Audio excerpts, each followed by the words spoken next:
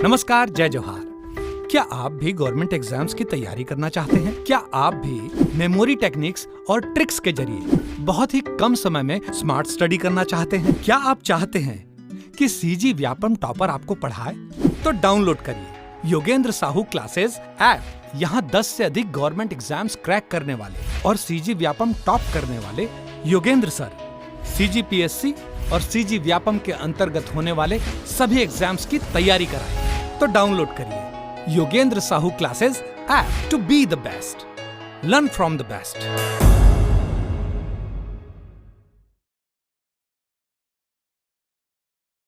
कोई भी सपना साकार करने के लिए सबसे जरूरी है सही कोच का होना। चुनिए Yogendra Sahu classes first rank को और करें अपने सीजी व्यापम सीजीपीएससी का सपना साकार। Download the app now. नमस्कार दोस्तों, स्वागत है आपका योगेंद्र साहू ऑनलाइन क्लासेस में। पिछले क्लास में हमने पृथ्वीदेव द्वितीय के बारे में पढ़ा था, ठीक है। हम उसी के आगे अब शासक जाज्वल्यदेव द्वितीय के बारे में पढ़ते हैं, ठीक है। जितने भी शासक हैं सारे इंपॉर्टेंट हैं, मैं हर वीडियो में बताता आ रहा हूँ। आपको सभी को पढ़ना है, किसी को भी नहीं छोड़ सकते, क्योंकि क्वेश्चन सभी शासकों से पूछा गया है। या तो क्रम जमाने के लिए पूछा जाएगा, शासन अवधि जमाने के लिए पूछा जाएगा, उपाधियों के नाम से पूछा जाएगा, ठीक है। एक एक सूची में शासक, एक सूची में उपाधि दे देंगे। तो सारे शासकों को आपको याद रखना है, किसी को भी स्किप नहीं कर सकते। 741 वर्ष तक शासन किया है किसी राजवंश ने, तो उसके सारे ही शासक इंपॉर्टेंट होंगे और सभी ने साम्राज्य विस्तार करते ही गया। किसी ने के बस के बारे में अभी तक हमने नहीं देखा कि उसने साम्राज्य विस्तार नहीं किया है। तो आपको सभी को पढ़ते जाना है, ठीक है। तो आज शुरू करते हैं हम जाज्वल्यदेव द्वितीय के बारे में। अभी तक हमने क्या क्या देख लिया? कलिंगराज, कमलराज, रत्नदेव प्रथम, पृथ्वीदेव प्रथम, जाज्वल्यदेव प्रथम, रत्नदेव द्वितीय, ठीक है। फिर पृथ्वीदेव द्वितीय देख लिया, अब जाज्वल्यदेव द्वितीय देखेंगे, फिर जगतदेव देखेंगे, ठीक है। फिर उसके बाद रत्नदेव तृतीय देखेंगे, फिर आखिरी देखेंगे प्रतापमल्ल। तो ये इंग्लिश वाले जो अल्फ़ाबेट के जो निमोनिक्स कोड थे उसके हम सारे शासक अभी कवर कर लेंगे, ठीक। अभी आगे के जो शासक हैं छोटे छोटे हैं, तो उनको मैं एक ही वीडियो में कवर कर लूँ, ऐसा सोच रहा हूँ। देखता हूँ, अगर वीडियो ज़्यादा लंबा होगा तो फिर उसको 2 पार्ट में कवर करूँगा, ठीक है। तो अभी जाज्वल्यदेव द्वितीय के बारे में देखते हैं हम। शासनकाल कब से कब तक? तो 1166 से 1168 तक। तो हमने ट्रिक बनाया था 20-25, 20-25, 30-15, 30, 30-15, 30। तो 30 साल तक आगे के शासन ने किया था आपके पृथ्वीदेव द्वितीय तक। फिर उसके आगे कोड था 4, 10, 20, 24। क्या था? 4, 10, 20, 24। तो 4, 10, 20, 24 में कौन था? 4 था आपका जाज्वल्यदेव द्वितीय। इसका शासनकाल बोला जाता है कि बहुत ही कम समय के लिए था, ठीक है। 4 वर्ष के लिए इसने शासन किया था। दिख भी रहा है 1166 से 1168 ईस्वी तक। तुम्माणाधिपति, इसकी उपाधि क्या थी? तो तुम्माणाधिपति। शिलालेख से प्राप्त जानकारियों के अनुसार इसे तुम्माणाधिपति बोलते थे। अब इनकी पहले राजधानी क्या थी? तुम्माण थी। तुम्माण पहले राजधानी थी। अब रतनपुर चले आ रही है। ये आगे आपकी बहारेंद्र शाह जब तक नहीं आएंगे तो रतनपुर चलते ही जाएगा, ठीक है। तो तुम्माणाधिपति की इसकी उपाधि धारा प्राप्त थी। शिलालेख से प्राप्त जानकारियों के अनुसार ये बताया जाता है, ठीक। फिर निर्माण कार्य इसने क्या किया? तो इसने चंद्रचूड़ मंदिर का निर्माण कराया और पातालेश्वर महादेव मंदिर का निर्माण कराया। किसका? चंद्रचूड़ मंदिर का निर्माण कराया और पातालेश्वर महादेव मंदिर का निर्माण कराया था, ठीक है। इसके बारे में आपको याद रखना, चंद्रचूड़ और पातालेश्वर। तो चंद्र का है ऊपर है और पाताल का है नीचे है। तो आपको ऊपर और नीचे से जाज्वल्यदेव को याद कर सकते हैं कि चंद्रचूड़ और पाताल, चंद्रचूड़ और पाताल, चंद्रचूड़ और क्या? पाताल, ठीक है। क्या क्या देख ले? चंद्रचूड़ मंदिर और पाताल, चंद्रचूड़ और पाताल। तो ऊपर और नीचे से चंद्र आसमान में और पाताल धरती के नीचे है। तो चंद्रचूड़ और पातालेश्वर महादेव मंदिर का निर्माण कराया, ठीक है। अब चंद्रचूड़ मंदिर जो है वो कहाँ है? शिवरी नारायण में। जो जाज्वल्यदेव थे इनके पूर्वज प्रथम, उसने जाज्वल्यपुर, जिसे आज के जांजगीर चांपा बोले जाते हैं, उसी क्षेत्र में आता है आपका शिवरी नारायण। तो वहीं इसने चंद्रचूड़ मंदिर का निर्माण करा दिया। इन्हीं के शासन में कलहनदेव, अलहनदेव, उल्हनदेव ने, एक ही आदमी का नाम है, अलग अलग नाम आता है। कलहनदेव आता है, अलहनदेव आता है, उल्हनदेव ने शिवरी नारायण में चंद्रचूड़ मंदिर का निर्माण करवाया था, ठीक है। चंद्रचूड़ मंदिर का निर्माण इसी के शासन में किसने? कलहनदेव ने कराया, ऐसा बोला जाता है। फिर पातालेश्वर मंदिर के बारे में क्या है? तो पातालेश्वर मंदिर के बारे में ये मल्हार क्षेत्र में आता है और इसे बनाया किसने? सोमराज नामक एक ब्राह्मण ने मल्हार में इस मंदिर का निर्माण कराया था। कब? 1167 से 68 ईस्वी में। तो इसके शासनकाल में बन रहे, तो निर्माण कार्य इसके शासनकाल के लिए याद कर रहे हैं, लेकिन किनके द्वारा बनाए गए ये बहुत ही इंपॉर्टेंट है। हो सकता है ये भी पूछ लिया जाए किसके शासन में बनाया, तो वो याद हो गया जाज्वल्यदेव की द्वितीय के। जाज्वल्यदेव द्वितीय के शासनकाल में 2 मंदिर, चंद्रचूड़ और पातालेश्वर, ठीक है। लेकिन चंद्रचूड़ किसने बनाया, तो कल्हन ने बनाया, उल्हन ने, अलहन ने बनाया, ठीक है। पतालेश्वर किसने बनाया, जो कि मल्हार में है, तो सोमराज नामक ब्राह्मण ने बनाया था। कब, तो 1167 से 68 ईस्वी में, ठीक। अभिलेखीय साक्ष्यों में यह मंदिर केदारेश्वर मंदिर के नाम से उल्लेखित है। जो भी अभिलेख प्राप्त थे उनमें यह मंदिर जो है पतालेश्वर मंदिर, उसे केदारेश्वर मंदिर के नाम से दर्शाया गया है, बताया गया है। तो ये था आपके जाज्वल्य देव द्वितीय से संबंधित, ठीक। अगर जाज्वल्य देव प्रथम जब हमने पढ़ा था, नाम सिमिलर आ रहा है तो मैं बता रहा हूँ, वहाँ पर एक ही मंदिर था, तो कंफ्यूज नहीं होंगे।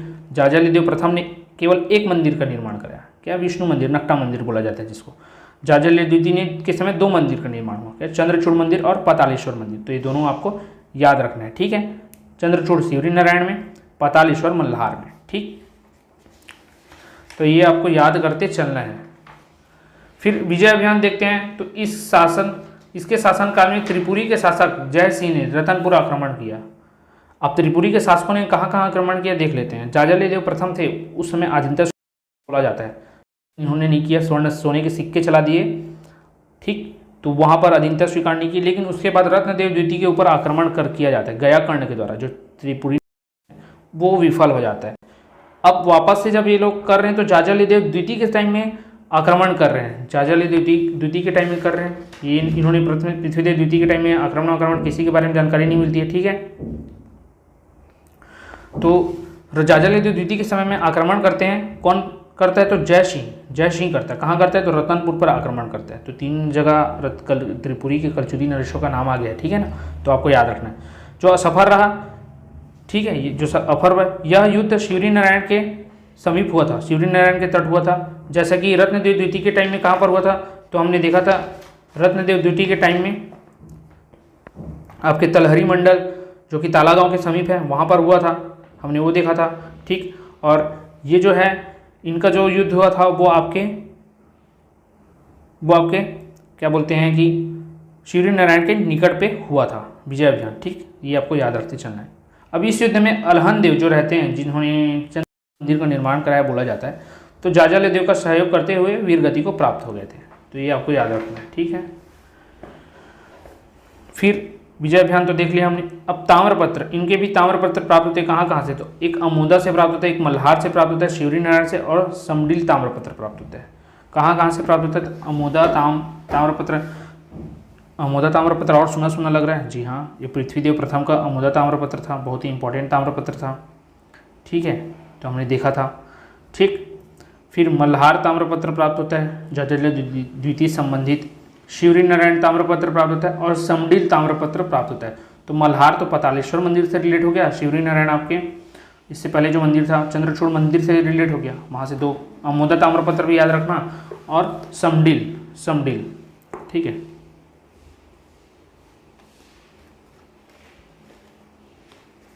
फिर मल्हार अभिलेख में सोमराज द्वारा मल्हार में पातालेश्वर मंदिर बनवाने का उल्लेख है, ठीक है। तो मल्हार में पातालेश्वर मंदिर है, वो रिलेट हो गया। अमोदा ताम्रपत्र में वर्णित है कि थीरू या धीरू नामक एक व्यक्ति ने जाज्वल्य द्वितीय को बंदी बना लिया था। किसने, थीरू या धीरू नामक व्यक्ति ने, किसे बोला जाता है, तो आपके जाज्वल्य द्वितीय को बंदी बना लिया गया था, ऐसा अमोदा ताम्रपत्र से प्राप्त होता है जानकारी। जाज्वल्य देव द्वितीय ने अपनी ज्योतिषी राघव और पुरोहित नामदेव को बुंदेरा नामक ग्राम दान में दिया था। क्या, बुंदेरा नामक ग्राम दान में दिया था क्या, जाज्वल्य द्वितीय ने अपने ज्योतिष राघव और पुरोहित नामदेव को बुंदेरा नामक ग्राम दान में दिया था, ठीक है। पिछले क्लास में लेक्चर में हमने देखा था कोनी के बारे में, कोनी से संबंधित हमने पढ़ा था। कोनी में सलोनी नामक ग्राम दान में दे दिया गया था, कोनी में सलोनी नामक ग्राम दान में दे दिया गया था पुरुषोत्तम को, किसके द्वारा, पृथ्वीदेव द्वितीय के द्वारा, ठीक है। वैसे ही जाज्वल्य द्वितीय ने कर दिया ज्योतिष राघव और पुरोहित नामदेव को। जाज्वल्य देव ने नामदेव और ज्योतिष राघव को, जाज्वल्य देव जाज्वल्य देव, ज्योतिष राघव को, और देव आ रहा है तो नामदेव को, पुरोहित नामदेव को, उनको बुंदेरा ग्राम दान में दिया था। ये था आपके जाज्वल्य देव से संबंधित कुछ की पॉइंट्स, तो ये आपको याद रखना है, ठीक है। उपाधि तो माणाधिपति, निर्माण कार्य चंद्रचूड़ मंदिर जिसे कल्हन ने बनाया, और कल्हन बेचारा आपके विजय अभियान में त्रिपुरी के शासक जो थे जय सिंह के आक्रमण को विफल करते करते वीरगति को प्राप्त हो जाते हैं शिवरी नारायण के तट पर, ठीक है। फिर पातालेश्वर मंदिर में सोमराज का निर्माण करा था, इस सोमराज के बारे में मल्हार अभिलेख से जानकारी प्राप्त होती है। अन्य अभिलेख अमोदा है, जिसमें बोला जाता है कि धीरू या थिरू नामक व्यक्ति ने जाजल्य द्वितीय को बंदी बना लिया था, ऐसा जानकारी मिलते हैं। ठीक, तो ये सब था। फिर इसके आगे हमने देखा था समडील और शिवरी नारायण ताम्रपत्र। ठीक, फिर जाजल्य द्वितीय के बारे में बोला जाता था कि इसने ज्योतिष, राघव और पुरोहित नामदेव को एक गांव दान में दिया है, बुंदेरा नामक गांव दान में दिया। ये था, ये रीड करते चलिएगा, याद हो जाएगा। फिर जगत देव के बारे में देखते हैं। इनके आगे के शासक जिनके शासनकाल 10 वर्ष तक था, 4, 8, 20, 24 जैसे मैंने याद कराया, तो इसका 68 से 78 तक रहता है। सोमल्ला देवी नाम क्या था इनका, रानी का, तो सोमल्ला देवी। अभी हमने ये चौथी रानी का नाम आ रहा है। पहले हमने देखा था क्या, नूनल्ला, रत्नदेव प्रथम। फिर हमने देखा था क्या, एक था लाछल्ला, जो जाजल्य देव प्रथम की वाइफ थी। ठीक है, नूनल्ला देख लिए थे, लाछल्ला देख लिए थे, एक राजल्ला देखे थे हमने। राजल्ला तो पृथ्वी पर राज करने से पृथ्वीदेव जो प्रथम थे उनकी वाइफ थी राजल्ला देवी। और ये जगत देव की जो रानी है, वाइफ है, सोमल्ला देवी। ठीक है, सोमल्ला देवी। तो जगत देव की सोमल्ला देवी। तो 4 अभी रानी के नाम पे हमने याद किए हैं। फिर खरोद अभिलेख से ज्ञात होता है कि जाजल्य देव के मरणोपरांत चारों तरफ अशांति और अव्यवस्था फैल गई थी। इस समय उसका बड़ा भाई जगत देव गंगराज के साथ संघर्ष कर रहा था। कौन, ये जगत देव जो है गंगराज के साथ, गंगराज जो उड़ीसा के थे उनके साथ संघर्ष कर रहा था। जाजल्य देव की मृत्यु अशांति व अव्यवस्था की सूचना से जगत देव को युद्ध बंद कर रतनपुर लौटना पड़ा। ठीक, अब ये क्या हुआ कि खरौद जो अभिलेख है, खरौद जो क्षेत्र है जांजगीर चांपा में, वो खरौद अभिलेख से ज्ञात होता है कि जो जाजल्य देव हैं उनके मृत्यु उपरांत चारों तरफ अशांति और अव्यवस्था फैल गई थी। और इनके मृत्यु के समय ही इनका जो भाई है जगत देव जो इनका भाई है, वो गंग नरेश के साथ युद्ध करते रहता है और अपने भाई की मृत्यु की सूचना पाकर वो तुरंत इस युद्ध को बंद करके रतनपुर लौट जाता है। ये जानकारी खरौद अभिलेख से प्राप्त होती है जगत देव के बारे में। फिर जगत देव ने रतनपुर राज्य का शासन अपने हाथ में लेकर शांति एवं सुव्यवस्था की स्थापना की। उसने लगभग 10 वर्षों तक यहाँ इस क्षेत्र में शासन किया। कौन से क्षेत्र में, तो रतनपुर क्षेत्र में शासन किया था। तो ये था आपके जगत देव से संबंधित। 10 साल तक शासन करता है। रानी का नाम सोमल्ला देवी था। खरौद अभिलेख से प्राप्त होता है कि जब जाजल्य देव द्वितीय मर जाता है तो शांति अव्यवस्था फैल जाती है। उसी दौरान वो गंग नरेश से संघर्ष करते रहते हैं, तो वहाँ युद्ध को छोड़कर आता है और यहाँ शांति व्यवस्था वापस से बनाता है और 10 साल तक शासन करता है। यह था आपके जगत देव के बारे में। ठीक है, जगत देव के बारे में बात हमने देखेंगे। अब रत्नदेव तृतीय के बारे में। तो रत्नदेव तृतीय के बारे में देखते हैं। अच्छा, ये उसका भाई है, तो ये बड़ा भाई है। अब बोलोगे कि सर शासन तो हमेशा बड़ा भाई को मिलता है, आपने छोटा भाई को कैसे बता दिया पहले। तो शासन उसी क्रम में है। शासकों का जब आप क्रम देखेंगे तो पृथ्वीदेव द्वितीय के बाद जाजल्य देव पहले शासन करता है, क्योंकि ये युद्ध में बिजी रहता है जगत देव। तो रतनपुर क्षेत्र में शासन व्यवस्था जाजल्य देव द्वितीय चलाते रहता है। उसकी मृत्यु के बाद ये आता है और फिर शासन को संभालता है जगत देव। तो उसी क्रम में आपको याद रखना है। ठीक है, फिर आगे देते हैं रत्नदेव तृतीय के बारे में। रत्नदेव तृतीय के बारे में अभी देख लेता हूँ, वीडियो कितना 12 मिनट। ठीक है, रत्नदेव द्वितीय हम पढ़ लेंगे, छोटा सा, ज़्यादा बड़ा नहीं है। फिर रत्नदेव तृतीय के बारे में बोला जाता है कि इन्होंने 20 साल तक लगभग शासन किया था, 1178 से 1198 ईस्वी तक। ठीक, खरौद शिलालेख में इनकी 2 पत्नियों का उल्लेख मिलता है। रत्नदेव तृतीय की 2 पत्नियों का उल्लेख मिलता है। रत्नदेव तृतीय की 2 पत्नियों का उल्लेख मिलता है। रत्नदेव तृतीय की 2 पत्नी कौन कौन थी, तो रल्हा और पद्मा। क्या क्या, रल्हा और पद्मा। क्या क्या, रल्हा और पद्मा। रल्हा और पद्मा। नाम तृतीय है लेकिन पत्नी कितनी, 2 है। रत्नदेव तृतीय की 2 पत्नी हैं, रल्हा और पद्मा के बारे में जानकारी प्राप्त होती है। ठीक, फिर इनका शिलालेख कहाँ कहाँ से प्राप्त होता है, तो एक खरौद से प्राप्त होता है और एक पाशीद से प्राप्त होता है। 2 बीबी है और 2 शिलालेख है, खरौद और पाशीद। तो खा पी के से याद कर लेना, खा पी छोड़ो नहीं जमेगा, खरौद और पाशीद से याद कर लेना, खरौद और पाशीद। अब दूसरे तरीके से रिलेट हो रहा है बट नहीं बता रहा हूँ मैं आपको। खरौद और पाशीद, ठीक है, अगर कोई पढ़ के किसी को समझ में आ जा रहा होगा, खरौद और पाशीद आराम से पढ़ने से तो आप उसे ही रिलेट कर लेना, खरौद को खाने से और फिर पाशीद। इसका है रत्नदेव तृतीय का है। रल्हा और पद्मा उसकी 2 वाइफ थी। इसका सेनापति कौन था, तो गंगाधर राव रत्नदेव तृतीय का सेनापति था। ये आपको याद रखना है। ठीक है, ये आपको याद रखना है। फिर लखनेश्वर मंदिर खरौत सभा मंडप का, लखनेश्वर मंदिर का इसने क्या कराया था? जीर्णोद्धार कराया था। किसने?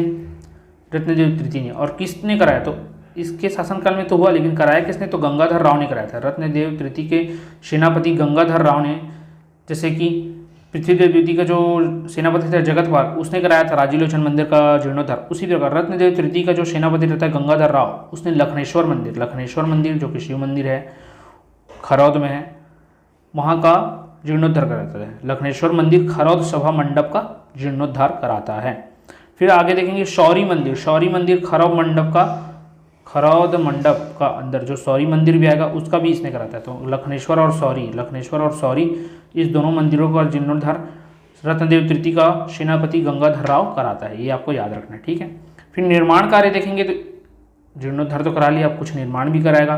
तो पुराराती शिव मंदिर रतनपुर का निर्माण करा, पुराराती शिव मंदिर रतनपुर का निर्माण कराता है। फिर लखनी देवी मंदिर का, अभी लखनेश्वर मंदिर का क्या कराया? जीर्णोद्धार। लखनेश्वर मंदिर का जीर्णोद्धार करा लिया। फिर सोचा कि उसी नाम पर एक मंदिर बना दूं, तो लखनी बना देता। लखने जो था अब लखनी कर दिया, लखनी देवी मंदिर, जिसे एक वीरा मंदिर भी बोला जाता है। लखनी देवी मंदिर जिसे एक वीरा मंदिर भी बोला जाता है। रतनपुर क्षेत्र में इसका निर्माण कराया। तो जनश्रुति के अनुसार सेनापति गंगाधर राव द्वारा अकाल के समय एक वीरा की पहाड़ी पर सन 1189 में माता लक्ष्मी का मंदिर बनवाया गया, ठीक है, बनवाया गया, जो वर्तमान में अपभ्रंश से